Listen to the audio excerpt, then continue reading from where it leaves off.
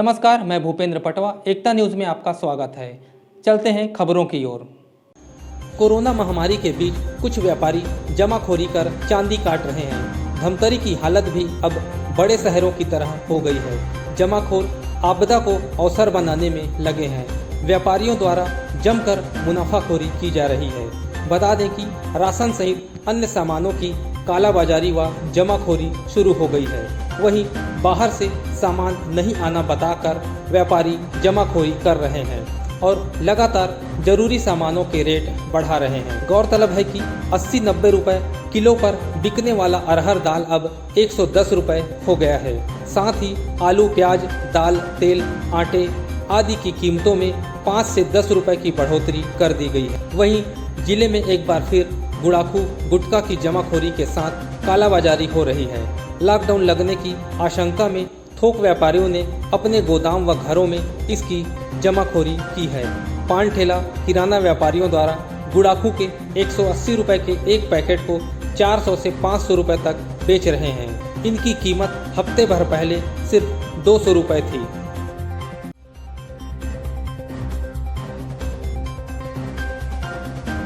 अभी लगातार एक हफ्ता से देखा जा रहा है, पहले दाल का रेट था 85 रुपये, अब वो बढ़ के 102 रुपये हो गया है।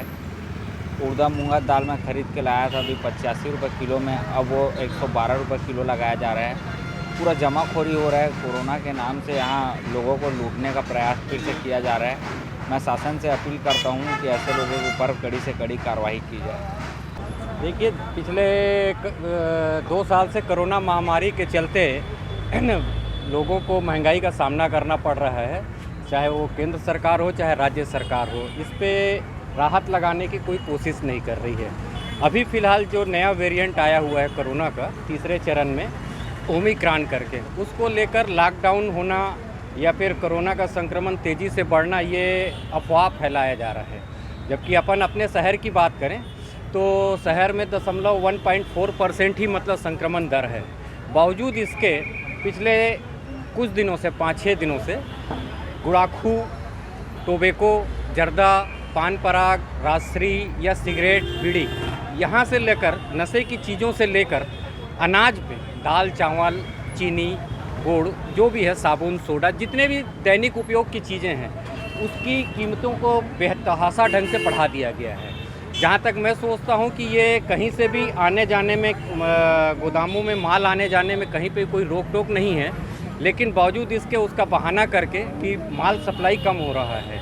व्यापारी जगत का ये पूरा फंडा है। उन्होंने इसको गलत तरीके से मतलब लेकर लोगों में अफवाह फैला के डरा दिया है कि लॉकडाउन होगा तो चीज़ों की किल्लत बढ़ जाएगी। परेशानी की बात करें तो अब जैसे मैं ही हूँ, मध्यम वर्गीय परिवार के लोग, निम्न वर्ग के परिवार के लोग तो इसमें ज़्यादा क्राइसिस से जूझ रहे हैं। कारण ये कि वो कई लोग ऐसे हैं जो महीनों का सामान लेते हैं, महीने भर का सामान लेते हैं, कुछ रोज़मर्रा सामान लेते हैं। तो दैनिक उपयोग की चीज़ें अगर एकाएक महंगी हो जाएंगी तो तकलीफ़ों का सामना तो करना ही पड़ेगा उनको। देखिए, मेरा मानना ये है कि व्यापारी द्वारा अभी कुछ कहा नहीं जा सकता कि लॉकडाउन हो सकता है। अभी कुछ कहा भी नहीं जा सकता कि कोरोना स्थिति में अभी बढ़ रहा है। ठीक है, सबको डिस्टेंस में रहना चाहिए, मास्क का प्रयोग करना चाहिए, लेकिन गरीब स्तर के जो लोग हैं उसको ये भी नहीं पता है कि अभी अचानक जैसे कि गुड़ाखू हो गया, आपका गुटखा हो गया, और भी बहुत सारा, जैसे कि अभी कुछ दिन में पेपर में पढ़ा कि तेल का रेट 2 दिन में अचानक 40 रुपये से 30 रुपये बढ़ गया, और बहुत सारा संसाधन का चीज़ें जो कंटिन्यू बढ़ा जा रहा है। ऐसे जो कुछ व्यापारी और जो बाहरी तत्व के जो व्यापारी हैं, उन लोग का मिलीभगत के कारण पूरा संसाधन का जो चीज़ है वो कंटिन्यू बढ़ा जा रहा है। इसमें खाद्य अधिकारी हो, कलेक्टर जी हो, और हम मीडिया के माध्यम से मैं हमारे जो खाद्य मंत्री जो मोहम्मद अकबर जी, उससे अपील करता हूं कि मैं इसमें निष्पक्ष जांच करवाया जाए और जिन लोग जो दोषी है उसके ऊपर सख्त से सख्त और कड़ी से कड़ी कार्रवाई किया जाए। मार्केट में तो अभी गुड़ाखू का रेट 400 रुपये चल रहा है, और कुछ ऐसा गुटखा है जिसका रेट बढ़ा हुआ है। पहले गुड़ाखू 188 या 190 ऐसे मिलता था। कारण क्या है भैया, पब्लिक या बड़े व्यापारी अफवाह फैलाते होंगे कि लॉकडाउन होने वाला है, ऐसे करके माल जाम करके रख लिए होंगे सब। तो अब बोलते हैं अभी गुटखा मंगोगे तो नहीं आ रहा है, या महंगा रेट में दे रहे हैं। क्या करेंगे भाई, चलाना है तो खरीदना पड़ेगा। इसमें हम चेकिंग करा रहे हैं, लेकिन जैसे मैंने कल भी भेजा था, परसों भेजा था, एसडीएम साहब और उनकी टीम गई हुई थी, हमारे फूड एंड ड्रग्स वाले भी गए थे, नगर निगम वाला भी हम चेकिंग करा रहे हैं, लेकिन कहीं ऐसा पता नहीं चला है। लेकिन आपके माध्यम से पता चल रहा है। और आज भी सवेरे मैंने अन्य माध्यम से दुकानों में, चाहे वो खाद्य सामग्री का हो, सब्जी का हो, या अन्य औषधि तरह के या गुड़ाखू वगैरह टाइप की बातें हो, इस तरह का भी चेकिंग करा रहे हैं।